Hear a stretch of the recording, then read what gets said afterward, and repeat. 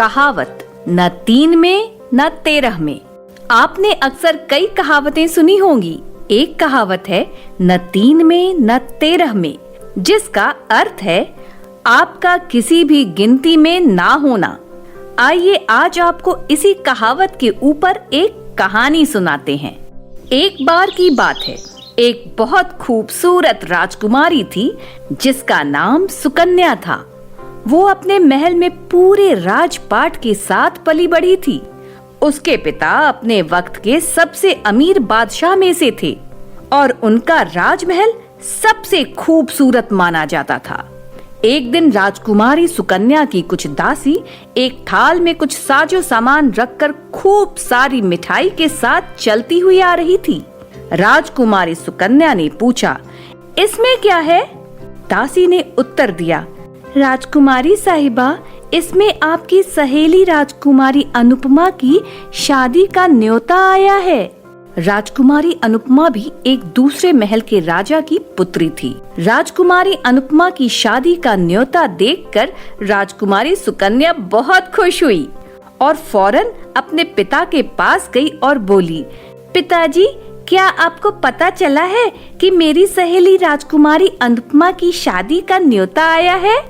उसके पिता ने कहा, हाँ, मुझे इस बारे में पता है और मैं जानता हूँ कि तुम इस शादी में जरूर जाना चाहोगी। राजकुमारी सुकन्या ने जवाब दिया, जी पिताजी, मैं इस शादी में जरूर जाऊंगी।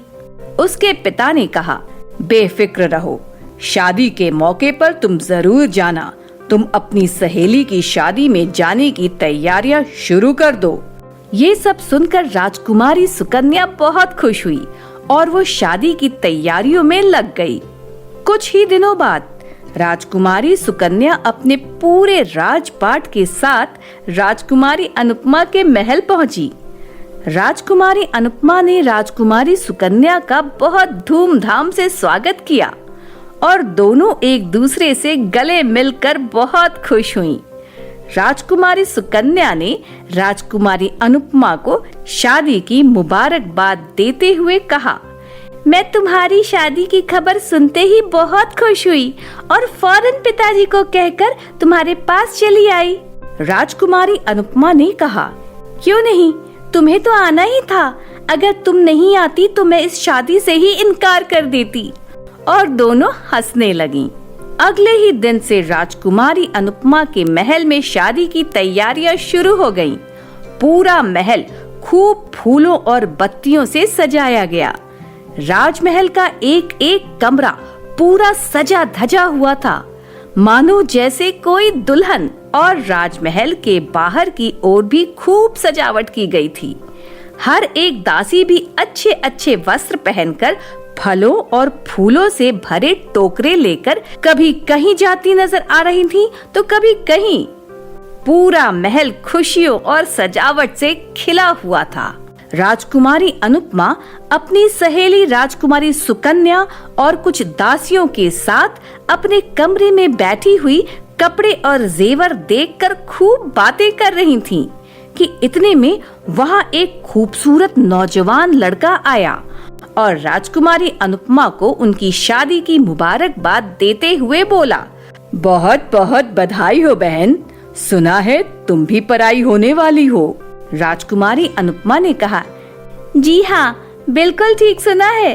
और ये कहकर राजकुमारी अनुपमा ने उस नौजवान लड़के को राजकुमारी सुकन्या से मिलाते हुए कहा, सुकन्या, इनसे मिलो, ये मेरे बड़े भाई के प्रिय मित्र हैं, राजकुमार आनंद। मैं इन्हें बचपन से ही भैया बुलाती हूँ। इनके लंबे चौड़े शरीर को देखकर ये मत सोचना कि ये कोई योद्धा समान है, बल्कि ये तो बहुत खुश मिजाज इंसान है। और दूसरी ओर राजकुमारी सुकन्या की तरफ इशारा करते हुए बोली, अरे भैया, तुम इनसे मिलो, ये मेरी सबसे अच्छी सहेली है, राजकुमारी सुकन्या।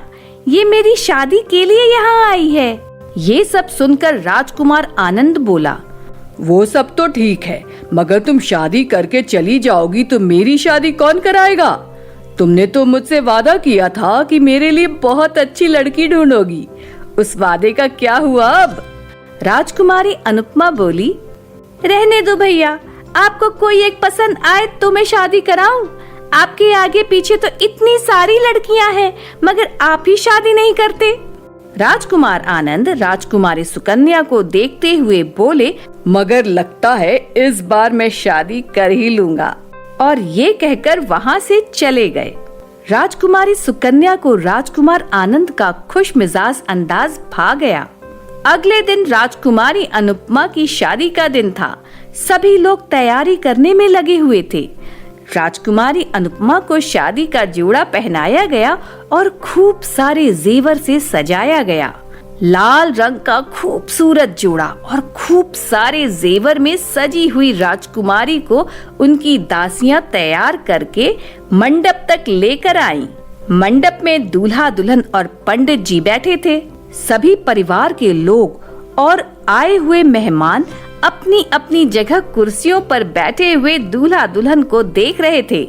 इतने में जहां राजकुमारी सुकन्या कुर्सी पर बेहद खूबसूरत कपड़ों में बैठी थी, वहीं पर राजकुमार आनंद भी आकर बैठ गए और बोले, क्या आपकी शादी हो चुकी है? राजकुमारी सुकन्या शर्माते हुए बोली, जी नहीं, अभी नहीं। राजकुमार आनंद बोले, आप इतनी खूबसूरत हैं, ऐसा कैसे हो सकता है कि कोई आपको देखकर कोई आपको पसंद न करे? मुझे तो आप बहुत अच्छी लगी। और ये कहकर वो वहाँ से चले गए। राजकुमारी सुकन्या मन ही मन बहुत खुश हुई और वो भी अब राजकुमार आनंद को पसंद करने लगी। राजकुमारी अनुपमा की विदाई हो गई और राजकुमारी सुकन्या अपने महल वापस लौट आई। अपने महल आने के बाद वो सिर्फ राजकुमार आनंद के बारे में ही सोचती रही और ये सोचती रही कि वो भी मेरे बारे में ही सोचते रहते होंगे।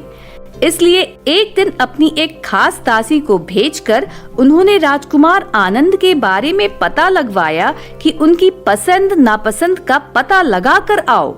दासी गई और राजकुमार आनंद के महल पहुंची और उस महल की एक दासी से राजकुमार आनंद के बारे में जानकारी ली। उस दासी ने राजकुमार आनंद के बारे में सब बताया कि वो किस मिजाज के हैं और उनकी पसंद नापसंद क्या है। ये खबर लेकर दासी राजकुमारी सुकन्या के पास पहुंची और उन्हें बताया, राजकुमारी साहिबा, मुझे ये बताते हुए बहुत दुख हो रहा है कि मैं कोई अच्छी खबर नहीं लाई। राजकुमारी सुकन्या ने हैरानी से पूछा, क्यों, क्या हुआ? राजकुमार आनंद की तबीयत तो ठीक है? दासी ने उत्तर दिया, जी राजकुमारी साहिबा, वैसे तो वो बिल्कुल ठीक हैं, मगर खबर मिली है कि वो बहुत रंगीनी मिजाज के हैं। उनका बहुत सी स्त्रियों के साथ संबंध है। मुझे नहीं लगता कि वो आपके लिए सही हैं। ये सुनते ही राजकुमारी सुकन्या को गुस्सा आ गया और वो गुस्से से बोली, क्या बोल रही हो? तुम शायद किसी और की खबर लेकर आई हो। मैंने तुम्हें कहा था राजकुमार आनंद के बारे में उनकी पसंद नापसंद पता लगा करके आना, मगर तुम तो उनको बुरा भला बोल रही हो। दासी घबरा कर बोली, मैं माफी चाहती हूँ राजकुमारी साहिबा, मैं उनकी पसंद नापसंद ही पता करने गई थी, मगर राजकुमार आनंद के महल की दासी मेरी एक जानकार निकली जिसने मुझे उनके बारे में सब कुछ बता दिया। मगर राजकुमारी सुकन्या के मन में राजकुमार आनंद के लिए बहुत प्रेम था, जिसकी वजह से वो राजकुमार आनंद के बारे में कुछ भी बुरा नहीं सुन पाई और दासी को गुस्से में जाने को कहा। दासी चुपचाप सिर झुकाकर चली गई। कुछ दिन बाद राजकुमारी सुकन्या के पिता ने महल के दरबार में राजकुमारी की शादी के लिए स्वयंवर का ऐलान करने की बात रखी। जब ये बात राजकुमारी सुकन्या को पता चली तो राजकुमारी सुकन्या ने अपनी एक दासी को महल के दरबार में भेजकर अपने पिता तक ये खबर पहुंचाई कि बहुत सारे राजकुमार को ना बुलाकर केवल 3 राजकुमारों को बुलाया जाए, क्योंकि वो नहीं चाहती कि वो बहुत सारे राजकुमारों को ना चुनकर उनका अपमान करे। इसलिए केवल 3 ही राजकुमार को बुलाया जाए। राजकुमारी सुकन्या के पिता को राजकुमारी की ये बात बहुत अच्छी लगी और उन्होंने दरबार में ऐलान करवाया कि हमारी बेटी का स्वयंवर होगा और किसी भी 3 राजकुमार को जो हमारी बेटी राजकुमारी सुकन्या से शादी करना चाहते हो वो महल में आ सकते हैं। उनमें से जिस किसी एक को हमारी बेटी पसंद करेगी, उसी के साथ हम अपनी बेटी की बहुत धूमधाम से शादी करवाएंगे। ऐसा करने के पीछे राजकुमारी सुकन्या का सिर्फ यही मकसद था कि वो जानती थी कि राजकुमार आनंद उसे पसंद करता है, और ये खबर सुनते ही वो फौरन राजकुमारी के महल में उनसे शादी के लिए दौड़े चले आएंगे। कुछ दिन बाद दरबार लगा, जिसमें राजकुमारी के पिता और उनकी माता अपनी अपनी राजगद्दी पर बैठे थे।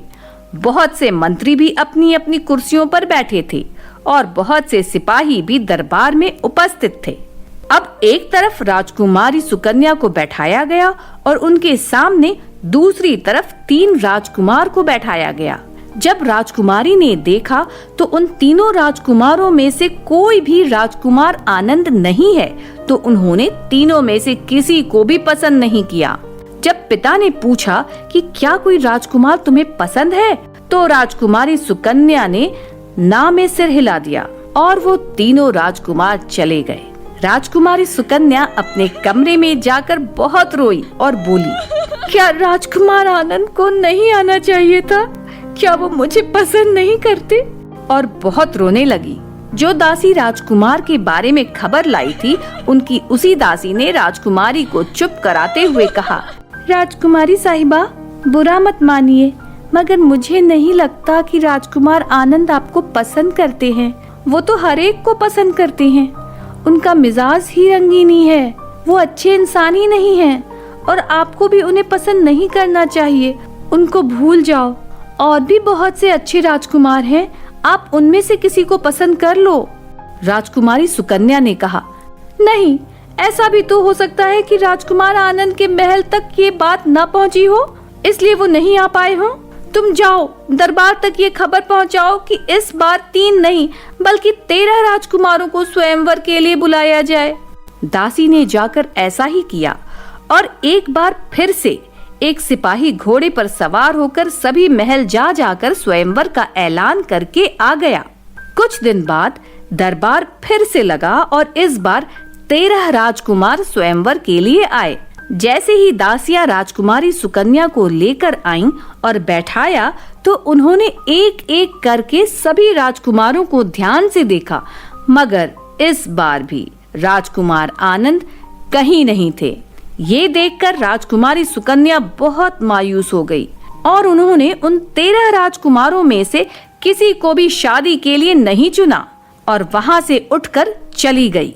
एक एक करके सभी लोग दरबार से चुपचाप उठकर चले गए और राजकुमारी सुकन्या के पिता बहुत मायूस हुए।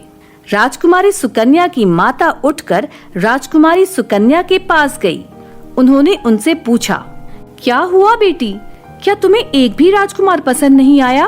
तब राजकुमारी सुकन्या ने राजकुमार आनंद के बारे में बताया और बोली, मुझे लगा था कि वो सबसे पहले आएंगे, मगर वो आखिर तक भी नहीं आए। और ये कहकर अपनी माँ की गोद में सिर रखकर बहुत जोर जोर से रोने लगी। राजकुमारी की माँ ने राजकुमारी के सिर पर हाथ फेरते हुए कहा, बेटी, अगर वो तुम्हें पसंद करता होता तो वो वाकई सबसे पहले ही आता, मगर वो तो न 3 में है न 13 में। तुम्हें अब समझदारी से काम लेना चाहिए और उससे बेहतर राजकुमार को पसंद करना चाहिए, ताकि तुम अपना जीवन खुशी खुशी बिता सको। और आखिरकार राजकुमारी सुकन्या की शादी एक बहुत नेक, खूबसूरत और बलशाली राजकुमार से हुई और दोनों ने अपना जीवन खुशी खुशी बिताया। मॉरल ऑफ द स्टोरी, शादी के लिए आप उसी को चुनो जो आपको चुने। ऐसे व्यक्ति की मोहब्बत का कोई फायदा नहीं जिसके लिए आप न 3 में हो न 13 में।